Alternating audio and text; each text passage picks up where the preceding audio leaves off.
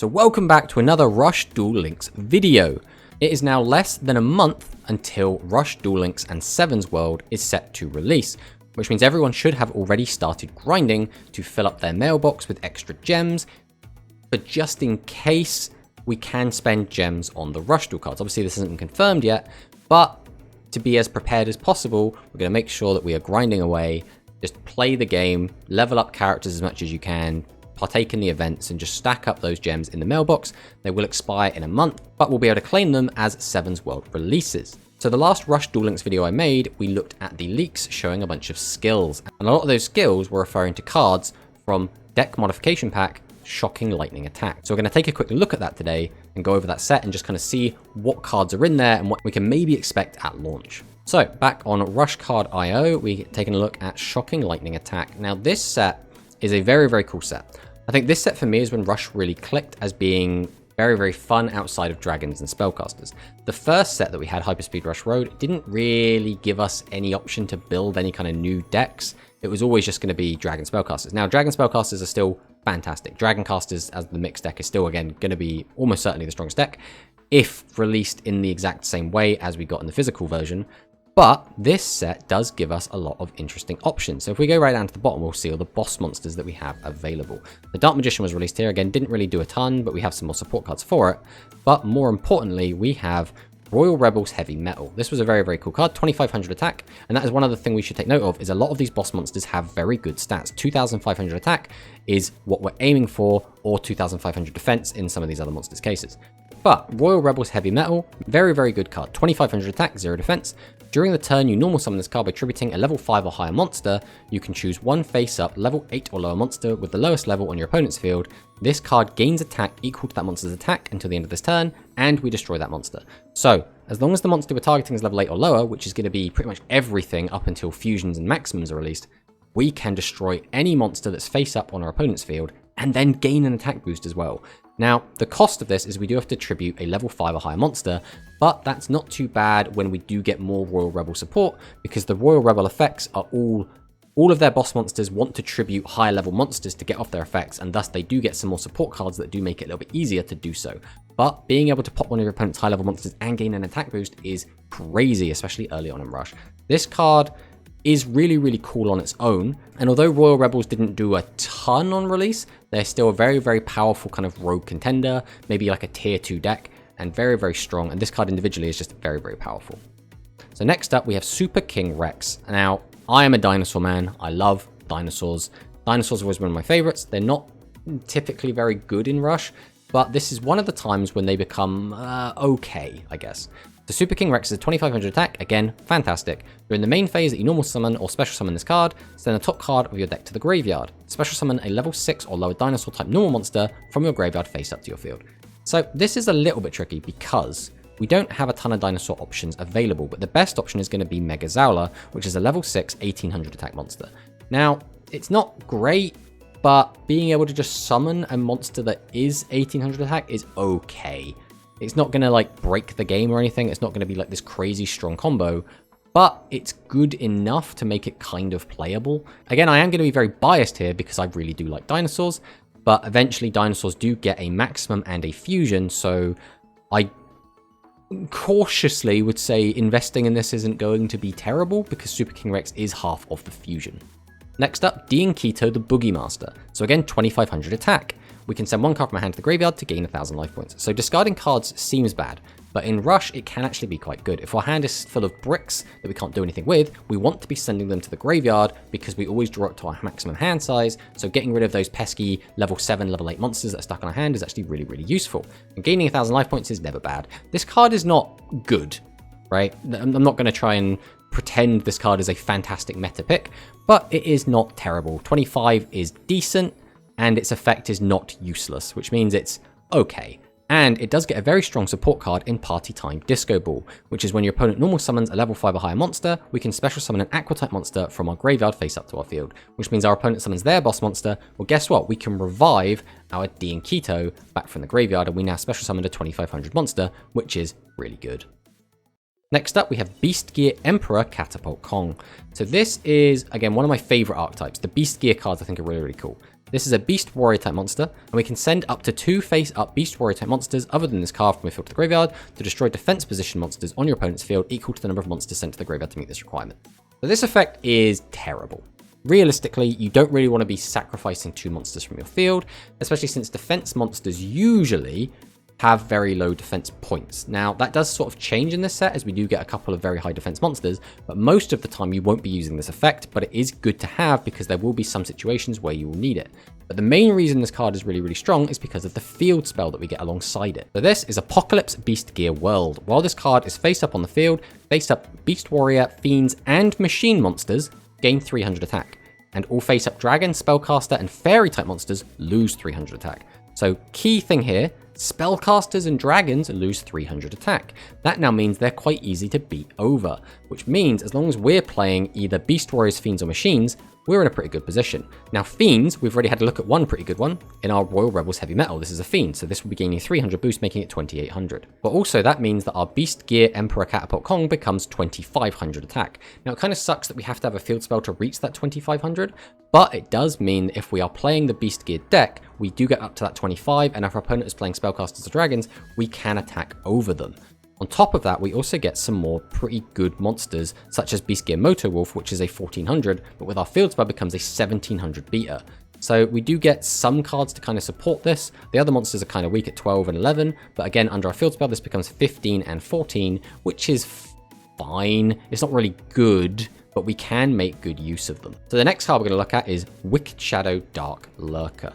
Now this card is very contentious. Some people love this card, some people hate this card. So it has 100 attack, 2600 defense, level 7. The problem being 2600 defense is very big, and a lot of decks can struggle to get over that. Obviously, the main attack value you're going to see is 2500, and that is lower than 26. Now, there are going to be some effects that boost your attack, like Seven's Road Magician, which can attack over this card without too much effort. But the other thing this card does is it lets you mill 1 card to destroy a spell trap on your opponent's field, and if you do, inflict 1000 damage. So you're popping back row and burning them, then put this card back in your hand, which means you can do it all over again. So this card, especially later on when we get a card like Ship of the Seven Treasures, which will let us discard level 7 monsters from our hand to draw cards, this card becomes a bit of a menace. And this card is still seeing play to this day, so it's definitely worth investing in Wicked Shadow Dark Lurker. I actually wouldn't be surprised to see some sort of soft restriction put on this card, as in maybe have it as a character unlock reward and then limit the amount that we can get rather than actually limiting it. So it'll be interesting to see what happens with this card, but yeah, this is very contentious. Next up, Shock Dragon. So a very, very good card. Again, this card still sees play to this day. So send the top card of your deck to the graveyard. Until the end of this turn, all face-up monsters with the highest attack on your opponent's field lose attack equal to the attack of the face-up monster with the highest attack on your field. This card can only attack position monsters this turn. So the very minimum this is going to be is 1600 attack. So the very minimum this effect is going to do is weaken by 1600, because obviously Shock Dragon itself has 1600. That means as long as your opponent's monster doesn't have 3200 attack or more, Shock Dragon can attack over it, which is pretty good on its own. On top of that, 2500 defense, again, can be really difficult for people to out. So it's a really good defensive and offensive tool, and when maximums come out, having ways to weaken their attack is going to be crucial to dealing with them, which means Shock Dragon is going to be fantastic for that. So Shock Dragon is probably worth investing in early, because it will still see a lot of play several years down the line. Next up, Full Meteor Impact. Now this is a card that again never really did anything, but it does have 2500 attack, so that's worth talking about. This is a Rock card. Now Rock has never really received any support in Rush. Even to this day, we're still waiting on Rock support. So this card is just fire, I guess. The rest of it doesn't really matter. If you have a face-up level 7 or higher spellcaster monster on your field during the turn you normal summon this card, send this card face-up from the field to the graveyard. So get Tribute itself is again not something you want to be doing with a 2500 boss monster, but you can destroy a face-up level 6 or higher monster on your opponent's field. So this can come up when you just need to pop something. Just having all you have to do is be a level 6 or higher monster is the only limitation is pretty good. Being able to destroy anything, but you'd have to tribute 2 monsters. You already have to have like a Seven's Road Magician out. So this is very tricky to use. It might see some niche play, but probably not going to see very much. But again, maybe early days when we're still clamoring to get any semblance of a deck, this card might see a little bit of play. We'll have to see. Next up, Piercing Dragon Bunker Strike. So this card has 2300 attack and 1800 defense, which is a little bit on the weak side, but it is a dragon. Send the top card of your deck to the graveyard. During the turn you normal summon this card. Draw cards equal to the number of monsters on your opponent's field, so that will be 0, 1, 2, or 3. Then place cards from your hand equal to the number of cards drawn by this effect on either the top or bottom of the deck in any order. So this can be really good. This card actually saw quite a lot of play. Try and dig through your deck to try and find answers to what your opponent's doing. And especially when combo decks become more relevant and maximum monsters, this card will see a lot of play then, because then you are specifically digging for very, very specific cards to kind of complete your combo and try and play the game. So again, Piercing Dragon Bunker Strike, decent, but again, this card does fall off. This card sees play, I want to say, until maybe fusions come out, and then I think just falls off pretty hard, and I haven't seen anyone play this card in such a long time. Next up, Espad, the Smashing Superstar. Espad, I don't know how you're supposed to pronounce this, but 2500 attack is pretty good. Again, 2500 is what you want to be hitting, and this is a Psychic card, which means this will work with all of the Psychic support cards. Its effect is if your life points are 1000 or lower, you can destroy up to 2 monsters in your opponent's field. This is a fantastic effect with a terrible requirement. Getting your life points to 1000 or lower is really, really difficult, because a lot of the time you will just die as soon as you get that low. But the other thing is, although you do have a lot of ways to modulate your life points within Psychic, it's still very difficult to get yourself to 1000 or lower. When this effect does come off, it is invaluable, and this card is still decent and will see play in early Psychic lists, but will fall off eventually. Next up, Lightning Condor. So this card is pretty bad. We can send one monster from our hand to the graveyard, so it has to be a monster, so already one red flag. All face-up monsters on your opponent's field with the same attribute as the monster sent to the graveyard to meet this requirement lose attack and defense equal to the level of that monster sent to the graveyard times 300. So again, if you find yourself in a situation where you know what your opponent's going to be on, and you also have the same attribute, you can use this to kind of do a big blowout turn, but you're going to have to normal summon, tribute both to summon out the Condor, and then also have another card in hand to discard for its effect, and then you've only got one other card left for the turn. So all in all, it's just really bad. I mean, there will be some situations where this card will be amazing, but there will be very few and far between. This card's going to be very inconsistent, and overall, just a really bad card. The next boss monster we're looking at is Hydro Cannon Big Bluefin. The 2200 attack does suck. Even with Umi, this is only 24, so it's just generically kind of bad. We can send one card from our hand to the graveyard. Up to 2 face-up fish monsters on your field with 1000 or less attack can attack directly this turn. So this caps it at doing 2000 direct damage, which is not very good. Unfortunately, this card is just flat out bad. Fish really needs some love in Rush as is, and I would not recommend anyone try and invest into Hydro Cannon Big Bluefin.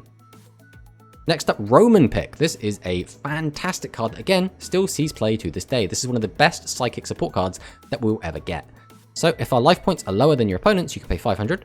Send the top 3 cards of your deck to the graveyard. If a Psychic type monster is among the cards sent, we can add a Psychic type monster from our graveyard to our hand. So being able to just get any Psychic card from our graveyard back to our hand is fantastic, and it can search itself. So we can summon Roman Pick, mill a Psychic, and then grab another Roman Pick from our graveyard, put that back in our hand, normal summon it, use Roman Pick's effect again. So really, really strong card, really, really fantastic. And if you're interested in Psychics, this would definitely be a must at 3.